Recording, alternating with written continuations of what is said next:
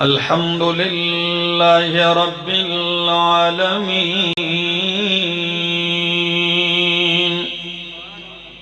والعاقبة للمتقين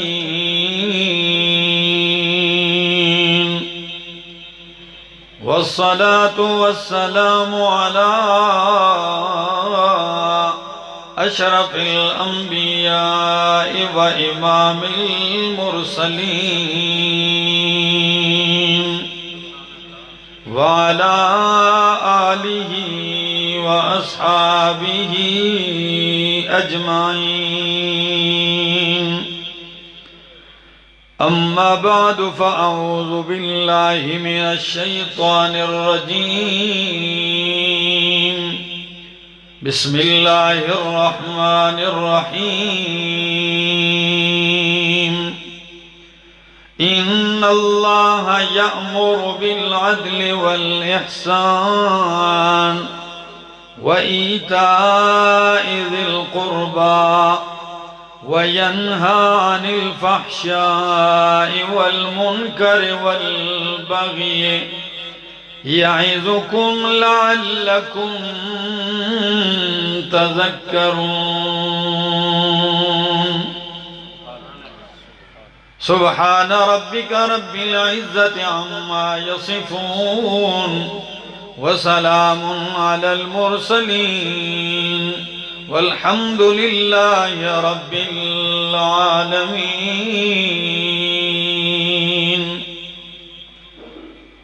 انتہائی قابل عزت، قابل احترام ذی قدر علماء کرام اور کنگر والی کے اس گاؤں اور گرد و نواح سے آئے ہوئے میرے معزز مکرم دوستو، السلام علیکم. مجھ سے قبل استاذ العلماء حضرت شیخ الحدیث حضرت مولانا فرید احمد حقانی صاحب، انہوں نے بڑے بہترین اور خوبصورت انداز میں آپ کے سامنے بڑی مدلل گفتگو کی دین کے حوالے سے. اللہ رب العزت ان کے علم میں، عمل میں مزید برکتیں عطا فرمائے. میں نے قرآن مقدس کی آپ کے سامنے مختصر سی آیت تلاوت کی ہے. سورہ نحل آیت نمبر 90 تلاوت کی ہے. قرآن کریم کی بعض آیات ایسی ہیں کہ ان کی الگ الگ خاصیات ہیں. کچھ آیات فضائل کے اعتبار سے منفرد حیثیت رکھتی ہیں. کچھ آیات مبارکہ احکام کے لحاظ سے ایک منفرد حیثیت کی حامل ہوتی ہیں. جو آیت میں نے تلاوت کی ہے، اس آیت کی خصوصیت یہ ہے کہ یہ قرآن کریم کی سب سے جامع ترین آیت ہے.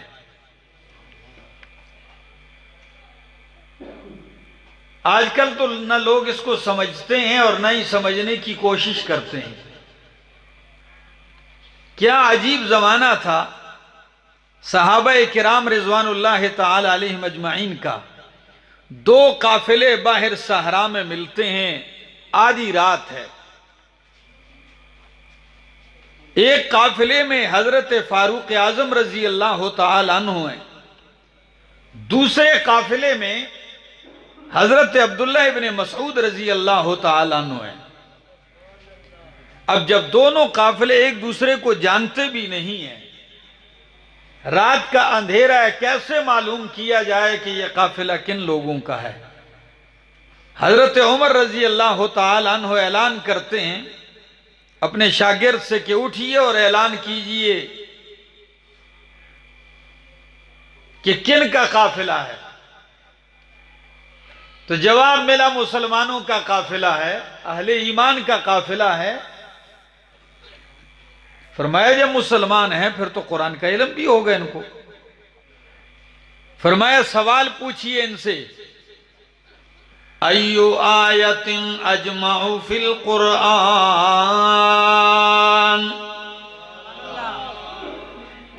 کہ قرآن کی سب سے جامع ترین آیت کون سی ہے؟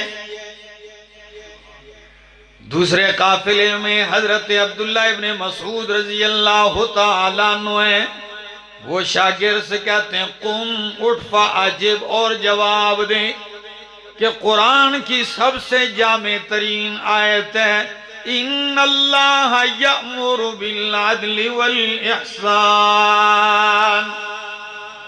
وَإِيتَاءِ ذِي الْقُرْبَى وَيَنْهَى عَنِ الْفَحْشَاءِ وَالْمُنكَرِ وَالْبَغْيِ يَعِظُكُمْ لَعَلَّكُمْ تَذَكَّرُونَ، کہ اللہ تمہیں حکم دیتے ہیں عدل کا، والاحسان، اور احسان کرنے کا، نیکی کا، وَإِيتَاءِ ذِي الْقُرْبَى، قرابت داروں کو حقوق دینے کا، اور منع کرتا ہے تمہیں بے حیائی سے، منکر برے کاموں سے، اور ظلم اور بغاوت سے، تمہیں نصیحت کرتے ہیں تاکہ تم نصیحت حاصل کرو۔ فرمایا اچھا اتنا سمجھدار آدمی ہے ان قافلے میں؟ دوسرا سوال کر، ایو آیت فی القرآن اخوف، قرآن کی سب سے زیادہ ڈرا دینے والی آیت کون سی ہے؟ حضرت ابن مسعود شاگرد سے کہتے ہیں اٹھیے جواب دیجئے کہ قرآن کی سب سے زیادہ خوف دلانے والی آیت ہے وَاتَّقُوا يَوْمًا تُرْجَعُونَ فِيهِ إِلَى اللَّهِ، ڈرو اس دن سے جس دن تم اللہ کی طرف لوٹائے جاؤ گے، اور پھر تم اللہ کے حضور کھڑے ہونا ہے تم نے۔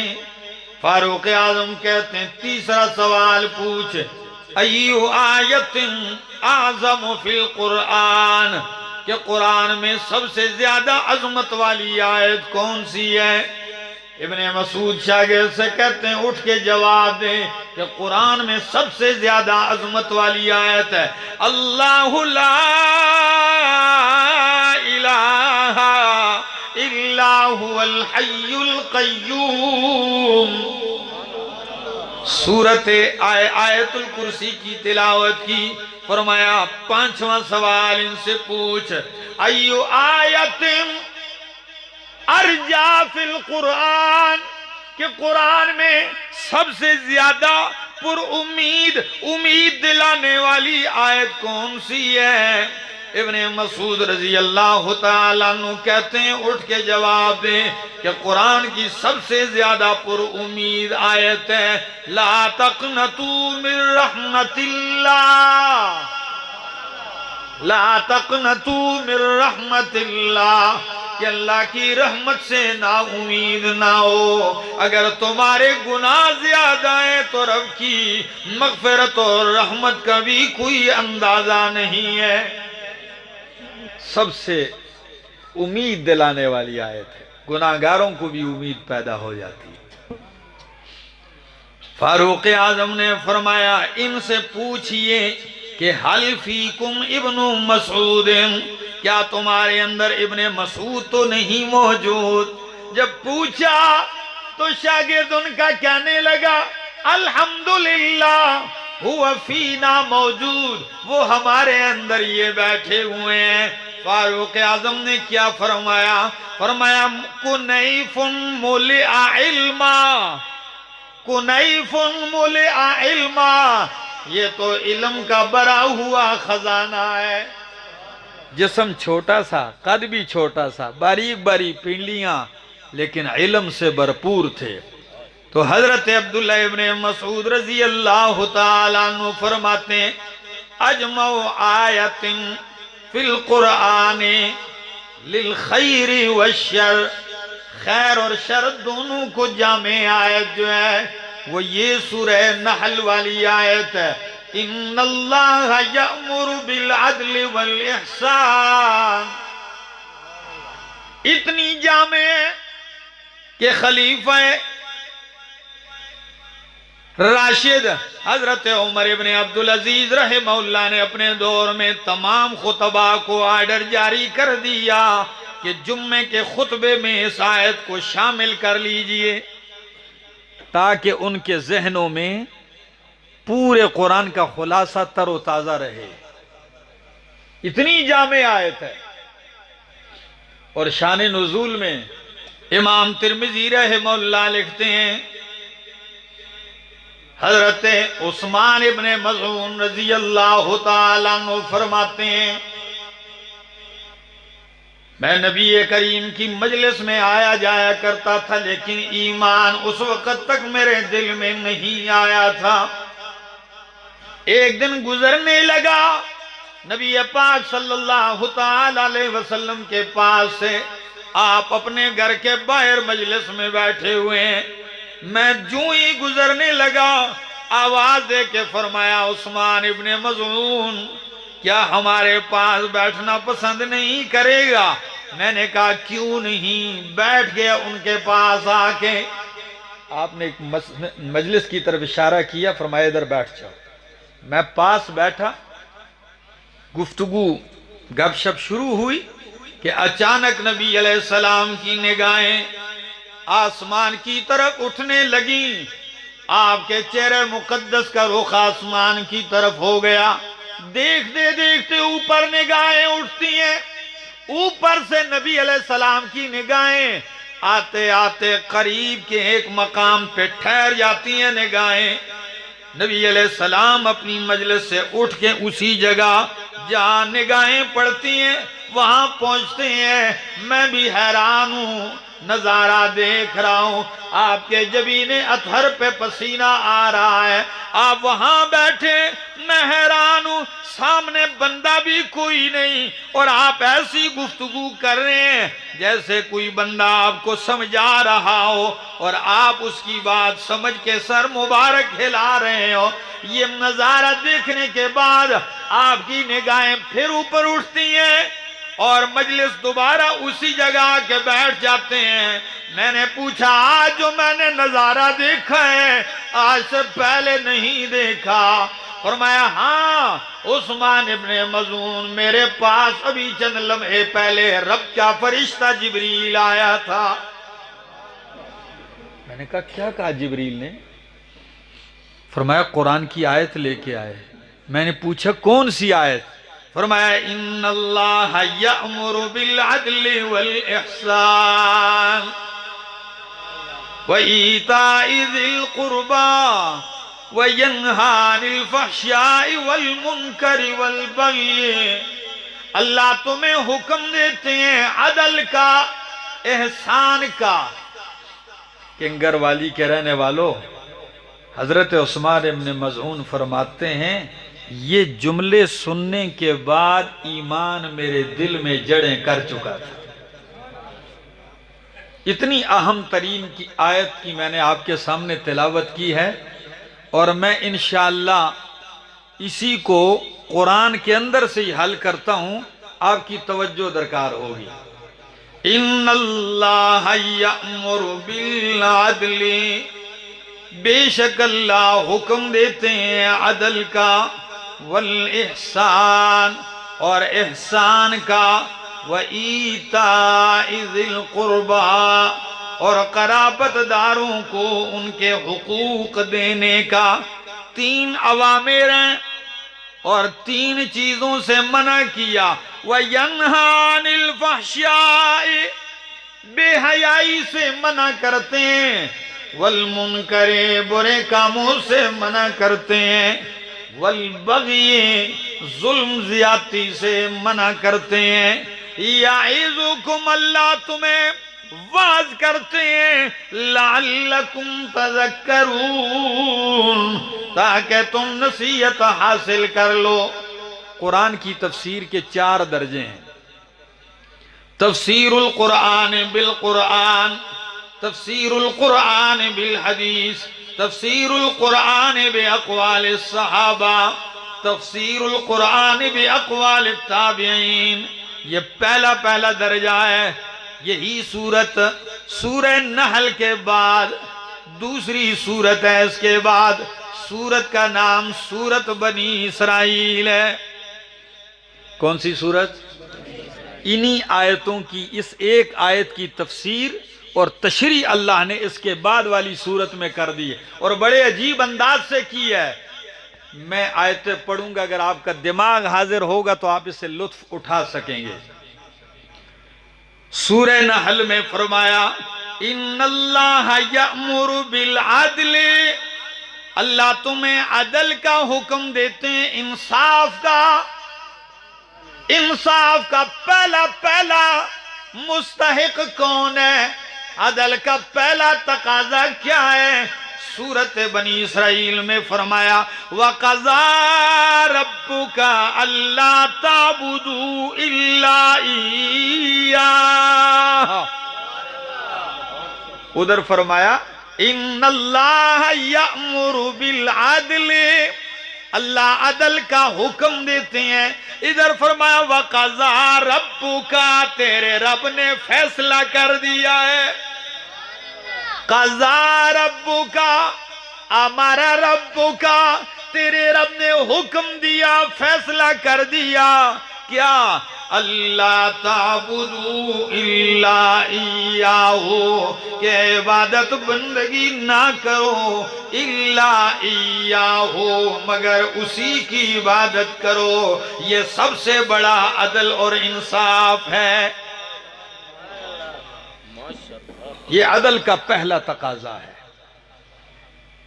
ایک ہے عدل مخلوق کے معاملات میں، اور ایک ہے عدل اللہ کے بارے میں۔ تو اللہ کے بارے میں عدل، سب سے بڑا عدل یہ ہے کہ رب کی توحید کو مانا جائے، اسی کی بندگی کی جائے، اس کے ساتھ کسی کو شریک نہ کیا جائے۔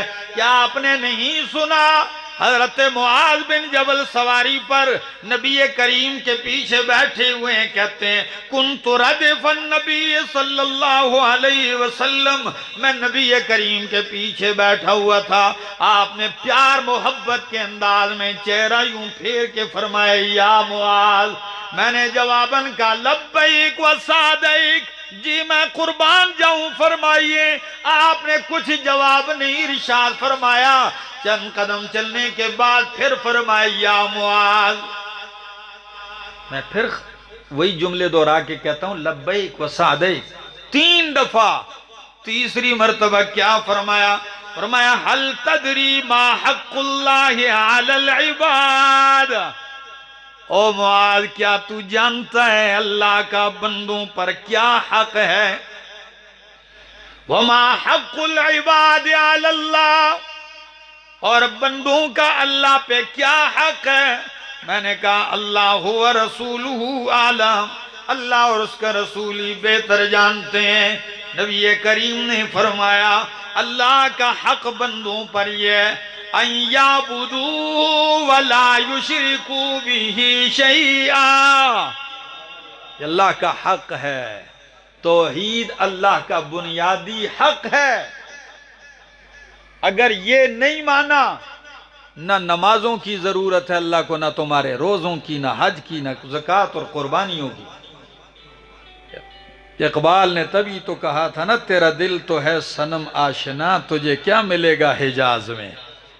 حجاز میں گھوم رہا ہے، حرم میں گھوم رہا ہے، تجھے کیا ملے گا؟ تیرا دل تو ہے صنم آشنا، تجھے کیا ملے گا نماز میں؟ دل ہی جب بت خانہ ہو تو پھر کیا فائدہ؟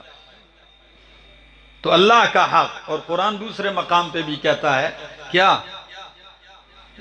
فرمایا شہد اللہ انہ لا الہ الا ہوا والملائکۃ وَأُولُو الْعِلْمِ قَائِمًا بِالْقِسْطِ، عین انصاف یہی ہے۔ اور قرآن تیسرے مقام پہ بھی کہتا ہے دوستو الذین آمنوا ولم یلبسوا ایمانہم بظلم اولئک لہم الامن وہم مہتدون، وہ لوگ جو ایمان لائے وَلَمْ يَلْبِسُوا إِيمَانَهُمْ بِظُلْمٍ، پھر ایمان کو ظلم کے ساتھ گڈ مڈ خلط ملط نہیں کیا، تو اولئک لہم الامن وہم مہتدون، یہی لوگ ہیں ان کے لیے امن بھی ہے اور یہی لوگ ہدایت یافتہ بھی ہیں۔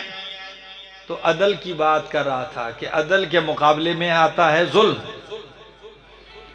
تو امن کیا ہے، عدل کیا ہے؟ وہ یہ ہے کہ ایمان لائے پھر ایمان کو نہیں ملایا ظلم کے ساتھ۔ یہ آیت صحابہ کرام پہ بڑی گراں گزری۔ صحابہ کرام نے پوچھا یا رسول اللہ کون ہے ہم میں سے جس سے ظلم زیادتی نہ ہوئی ہو، کسی کو مارا ہے، کسی کو تکلیف دی ہے، کسی کو برا بھلا کہا ہے؟ یہ تکلیفیں تو ہم سب سے پہنچی ہیں لوگوں کو، تو پھر تو ہم میں سے سارے ہی رگڑے میں آ گئے کہ ان کے لیے امن بھی نہیں ہے اور وہ ہدایت یافتہ بھی نہیں ہے۔ ہدایت یافتہ اور امن والے وہی ہیں لم یلبسوا ایمانہم بظلم۔ نبی علیہ السلام نے فرمایا وہ مراد نہیں ہے جو آپ سمجھے ہو۔ کیا تم نے قرآن میں لقمان حکیم کے اس جملے کی طرف غور نہیں کیا؟ کون سا جملہ؟ فرمایا ان الشرک لظلم عظیم۔ تو کنگر والی کے رہنے والوں، جب شرک ظلم عظیم ہے تو توحید عدل عظیم ہے۔ سب سے بڑا عدل یہی ہے۔ لوگ چندے دیتے ہیں نا، مدرسے والے جاتے ہیں، مدارس والے۔ سرائے سالہ ہمارے ہری پور کے اندر ایک شہر ہے، وہاں ماچس کی ایک فیکٹری تھی۔ تو میں وہاں پہنچا، انہوں نے پروگرام رکھا اس فیکٹری کے اندر۔ فیکٹری کا جو مالک تھا وہ مجھ سے بڑی عجیب سی گفتگو کرنے لگا۔ کہنے لگا مولانا صاحب میرے پاس تو بہت ساری ایک لائن لگی ہوتی ہے چندوں والوں کی، لیکن میں کچھ سوالات کرتا ہوں پھر جب جا کے چندہ دیتا ہوں ان کو۔ میں نے کہا کچھ مجھے سمجھائیے آپ کیا سوالات کرتے ہیں؟ کہنے لگے جب میرے پاس کوئی کاپیاں لے کے آتے ہیں نا تو میں ان سے کچھ پوچھتا ہوں توحید کے متعلق، شرک کے متعلق، عقیدے کے متعلق۔ اگر وہ سمجھا دیں مجھے تو پھر میں بڑھ کے تعاون کرتا ہوں، نہیں تو میں کہتا ہوں نہیں تم قرآن کی خدمت نہیں کر رہے ہو، پھر میں وہاں مال نہیں لگاتا ہوں۔ کہنے لگے ایک شخص آیا، بڑی اس نے اپنے مدرسے کی وہ کی۔ میں نے کہا اچھا یہ بتاؤ سب سے بڑا گناہ کون سا ہے؟ تو کہنے لگا سب سے بڑا گناہ چوری کرنا۔ میں نے کہا چل یا بھائی بستر اٹھا نکل یہاں سے۔ کہنے لگا ایک دفعہ ایسے ہوا ایک پٹھان آ گیا، سوابی کے کسی علاقے کا ایک پٹھان آ گیا۔ تو میں نے اس سے کہا میں تو چندہ دیتا ہوں، سوال کرتا ہوں۔ وہ کہتا ہے جی سوال کرتے ہو پھر میں بھی سوال کرتا ہوں۔ پٹھان دماغی ایسا تھا، کہنے لگا پھر میں بھی ایک سوال کرتا ہوں، چندہ دیتے ہو دو، نہیں تو نہ دو۔ میں نے کہا اچھا تم کر لینا، میرا سوال یہ کہ سب سے بڑا گناہ کون سا ہے؟ وہ کہنے لگا سب سے بڑا گناہ میں بتا دوں گا، سب سے بڑی نیکی آپ بتا دو۔ میں چپ ہو گیا۔ میں نے کہا میں تو عالم نہیں ہوں، مدرسے تو آپ چلاتے ہو۔ کہتا ہے آپ جب اتنا پوچھتے ہو تو ہمیں بھی بتاؤ۔ میں نے کہا تم سب کچھ بتا دو میں تمہیں چندہ بھی بھرپور دوں گا۔ کہنے لگا سب سے بڑا گناہ اور جرم جو ہے وہ شرک ہے، اور سب سے بڑی نیکی وہ رب کی توحید ہے۔ یہ سب سے بڑی نیکی ہے۔ نعرہ تکبیر، اللہ اکبر، تکبیرین ارشاد و توحید و سنت، زندہ باد، نعرہ تکبیر، اللہ اکبر۔ وَقَضَىٰ رَبُّكَ أَلَّا تَعْبُدُوا إِلَّا إِيَّاهُ۔ عدل یہ ہے، سورہ نحل میں دوسرے نمبر پہ فرمایا والاحسان، اللہ تمہیں احسان کرنے کا حکم دیتے ہیں۔ ادھر سورہ بنی اسرائیل میں فرمایا وَبِالْوَالِدَيْنِ إِحْسَانًا، وَبِالْوَالِدَيْنِ إِحْسَانًا۔ او میرا انسان، او میرا بندہ، تیرے احسان کا، تیری نیکی، تیرے حسن سلوک کا اگر کوئی مستحق ہے تو سب سے تیرا پہلے والدین ہیں۔ سب سے پہلے تیری نیکی کے مستحق تیرے والدین ہیں۔ والدین کے ساتھ احسان کر۔ مجھے دے دیں۔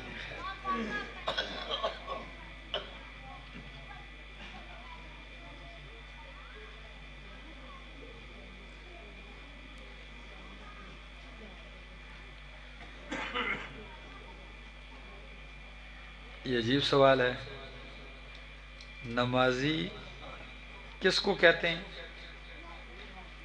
کیا بے نمازی کے پیچھے نماز ہوتی ہے؟ بھئی نمازی کے پیچھے نماز پڑھا رہا ہے تو نمازی ہے نا۔ کیوں حضرت آپ مطلب یہ ہے کہ ایک آدمی نماز پڑھتا نہیں، کسی بھوکا پر آ گیا اس نے۔ کہ ایک مستقل امام بنانا اور چیز ہے، وقت ضرورت مومن ہے، مسلمان ہے، نماز اب پڑھ سکتے ہیں۔ کس کس کو آپ ڈھونڈتے رہیں گے پتہ نہیں یہ 5 وقت کا نمازی ہے یا نہیں ہے۔ ہاں اگر آپ مستقل امام ہے تو اس کو پھر ایسے امام کو رکھنا بھی نہیں چاہیے۔ توجہ ہے میری طرف؟ کیا میں کہہ رہا تھا؟ وَبِالْوَالِدَيْنِ إِحْسَانًا، والدین کے ساتھ احسان کیجئے۔ احسان کہا ہے، برابری نہیں۔ حالانکہ ساری زندگی بندہ گزارے تو باپ کا حق ادا کر کے برابری بھی نہیں کر سکتا تو احسان اوپر کیسے کرے گا؟ اشارہ کر دیا کہ جب تو برابری نہیں کر سکتا تو احسان کیسے کرے گا؟ حکم احسان کرنے کا ہے تو اشارہ کر دیا کہ ساری زندگی لگا رہے تو ماں باپ کا حق ادا نہیں کر سکتا۔ تو اتنے بڑے مستحق ہیں وہ آپ کی نیکی کے۔ اللہ مخلوق کے بارے میں احسان نیکیاں کرنا، اللہ کے حق میں احسان یہ ہے ان تعبد اللہ کأنک تراہ فإن لم تکن تراہ فإنہ یراک، کہ اللہ کی عبادت ایسے کر جس طرح تو اللہ کو دیکھ رہا ہے گویا کہ۔ اگر یہ تصور نہیں پیدا کر سکتا تو کم از کم یہ تصور پیدا کر کہ اللہ تو تجھے دیکھ رہا ہے۔ وَبِالْوَالِدَيْنِ إِحْسَانًا، والدین کے ساتھ احسان کیجئے۔ تیسرے نمبر پہ سورہ نحل میں حکم دیا تھا وَإِيتَاءِ ذِي الْقُرْبَى، کہ قرابت داروں کو حق دو۔ تو سورہ بنی اسرائیل میں اس کی تفصیل کرتے ہوئے فرمایا وَآتِ ذَا الْقُرْبَى حَقَّهُ وَالْمِسْكِينَ وَابْنَ السَّبِيلِ وَلَا تُبَذِّرْ تَبْذِيرًا، قرابت داروں کو ان کے حقوق دو، قرابت داروں کے حقوق پامال نہ کیجئے۔ پڑوسیوں کے بھی حقوق ہوتے ہیں۔ اللہ کے پاک پیغمبر صلی اللہ علیہ وسلم فرماتے ہیں ما زال جبریل، ہمیشہ میں دیکھتا ہوں کہ جبریل جب بھی آتے ہیں پڑوسی کا حکم دیتے ہیں، یہاں تک کہ مجھے خطرہ لاحق ہوا کہ کہیں اس کو وارث ہی نہ بنا دیں، میراث میں شریک کر نہ دیں۔ بخاری کی حدیث اللہ کے پاک پیغمبر نے 3 دفعہ فرمایا واللہ لا یؤمن واللہ لا یؤمن واللہ لا یؤمن۔ صحابہ نے پوچھا من یا رسول اللہ، اللہ کی قسم ہے وہ مومن نہیں ہے، وہ مومن نہیں ہے، وہ مومن نہیں ہے۔ پوچھا کون ہے؟ فرمایا من، وہ بندہ من لا یأمن جارہ بوائقہ، کہ جس کا پڑوسی اس کی تکلیفوں سے امن میں نہ رہے، جس کا پڑوسی اس کی اذیت سے محفوظ نہ رہے۔ پڑوسی رشتہ دار بھی ہو سکتا ہے، پڑوسی اجنبی بھی ہو سکتا ہے۔ فرمایا وَآتِ ذَا الْقُرْبَى، اور ایک دوسری بات کہ سورہ نحل کے آخر اس آیت میں فرمایا چوتھا حکم، 3 اوامر تھے اور چوتھے نمبر پر نواہی ذکر کیا، فرمایا وَيَنْهَا عَنِ الْفَحْشَاءِ، اللہ تمہیں بے حیائی سے منع کرتا ہے۔ تو ادھر اسی آیت میں فرمایا لا تقربوا الزنا انہو کان فاحشۃ وساء سبیلا، ادھر فرمایا وینہا عن تمہیں بے حیائی سے منع کرتا ہے، ادھر فرمایا لا تقربوا الزنا، زنا کے قریب بھی نہ جاؤ، اس لیے کہ انہو کان فاحشۃ، یہ کھلی بے حیائی ہے، بہت ہی برا راستہ ہے۔ یہ نہیں فرمایا زنا کرو نہیں، یہ فرمایا زنا کے قریب نہ جاؤ۔ تو قریب کا مطلب یہ ہے جو اسباب، جو ذرائع زنا کے قریب کرتے ہیں ان اسباب سے بھی اپنے آپ کو بچاؤ۔ بد نظری ہے، فحش کلامی ہے، غلط فلمیں دیکھنا ہے، غلط گفتگو سننی ہے، ایسے لوگوں کی مجلسوں میں بیٹھنا ہے، پھر یہ احساسات پیدا ہوتے ہیں، اسی سے تو پھر آگے قدم بڑھتے ہیں برائی کی طرف۔ لا تقربوا الزنا انہو کان فاحشۃ، تو ادھر فرمایا وینہا عن الفحشاء۔ اسلام کی بہت بڑی خوبی حیا ہے۔ کیا آپ نے یہ حدیث سنی ہے کہ ان الایمان، کہ ایمان جو ہے الایمان بضع وسبعون شعبۃ، ایمان کی 77 شاخیں ہیں، شعبے ہیں۔ فرمایا سب سے اعلیٰ شعبہ لا الہ الا اللہ ہے، سب سے ادنا درجہ اماطۃ الاذی عن الطریق، راستے سے تکلیف دہ چیز کو ہٹانا ہے، اور پھر مستقل طور پہ فرمایا والحیاء شعبۃ من الایمان، کہ حیا ایمان کا شعبہ ہے۔ نبی علیہ السلام نے فرمایا کہ اذا لم تستحی، جب آپ حیا نہ کریں، بے حیا ہو جائیں، پھر آپ کو کوئی رکاوٹ نہیں، پھر جو مرضی ہے کرو۔ نبی علیہ السلام نے فرمایا حیا میرے دین کا حسن خلق ہے، اور ترمذی کی حدیث میں فرمایا اربع من سنن الانبیاء، 4 چیزیں تمام انبیاء کی اتفاقی ہیں،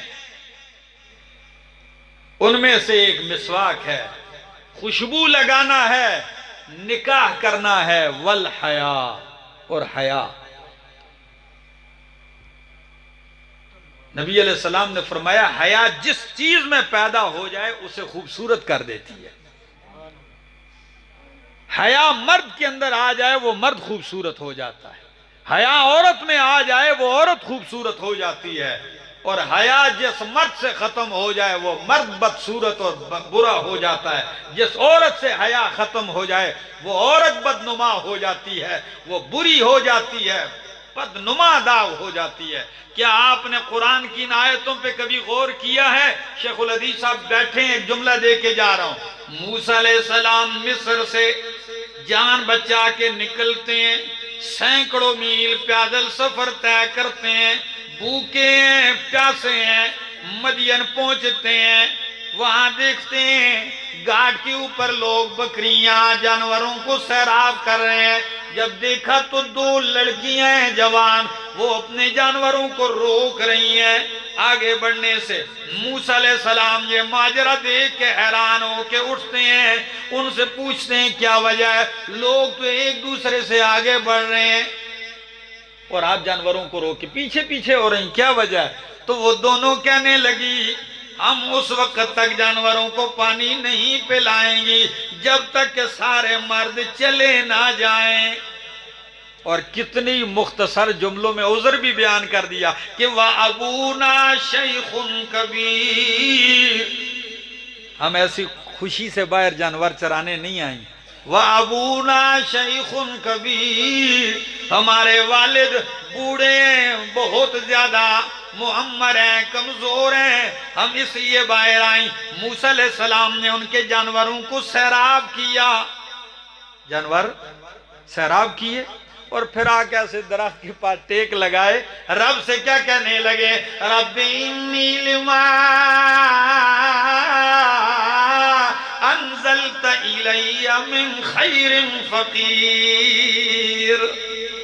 اللہ اگر کوئی خیر بھیج دے روٹی ٹکڑا تو میں فقیر ہوں۔ کیا ہوں؟ رب سے روٹی مانگی تو کنگر والی کے رہنے والوں کیا میرے رب کی عطائیں ہیں؟ موسیٰ کلیم اللہ روٹی مانگتے ہیں، اللہ نے فرمایا میرے کلیم تو نے صرف روٹی مانگی ہے، میں نے روٹی پکانے والی کا بھی انتظام کر دیا ہے۔ چند لمحے ہی گزرے تھے کہ ایک ان میں سے آ گئی، ان دو بہنوں میں سے ایک آ گئی۔ یہاں مفسرین کا اختلاف ہے کہ یہ بیٹیاں کس کی تھی۔ ایک قول یہ ہے کہ حضرت شعیب علیہ السلام کی بیٹیاں تھیں۔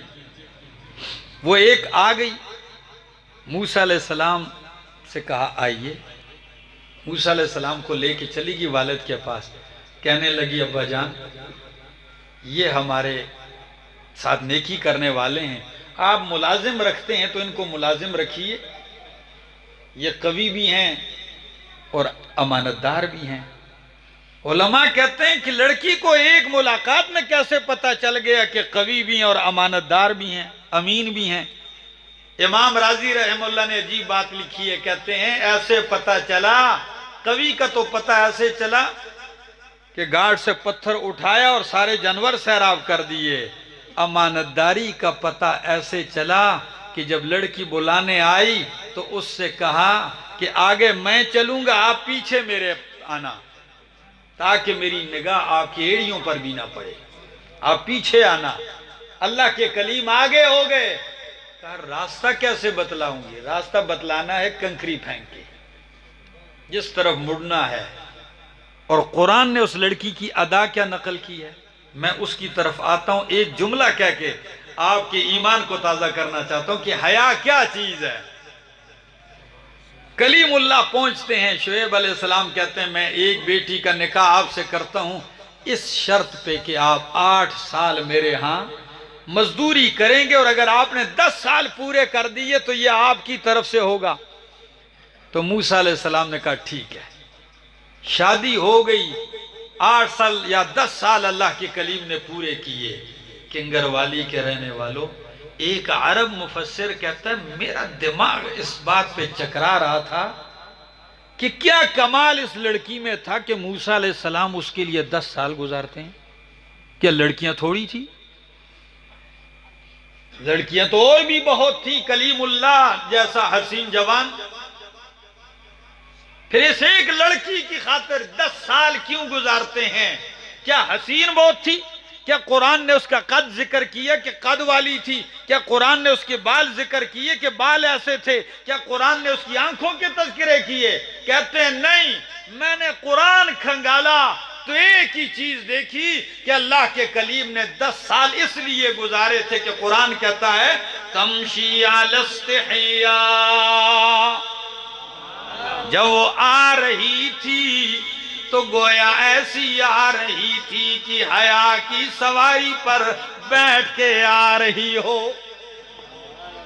یہ استعلاء کے لیے علا آتا ہے، حیا کے ساتھ نہیں، تمشی علی استحیاء فرماتے ہیں یوں سمجھو کہ حیا کی سواری پہ بیٹھ کے آ رہی تھی۔ حیا کا یہ کمال ہے۔ وَيَنْهَا عَنِ الْفَحْشَاءِ، اللہ بے حیائی سے منع کرتا ہے، وَالْمُنْكَرِ، برے کاموں سے منع کرتا ہے، اس کی تفصیل بھی یہی قرآن کی اگلی آیات میں ہے، وَالْبَغْيِ، اور ظلم و زیادتی اور بغاوت سے منع کرتا ہے۔ اللہ سے دعا ہے اللہ عمل کی توفیق عطا فرمائے۔ دل تھا کہ میں تفصیل سے گفتگو کرتا، لیکن چونکہ حضرت شیخ صاحب بھی بیٹھے ہوئے ہیں اور پھر ہم نے آگے بھی چلنا ہے تو زندگی باقی، ملاقات باقی۔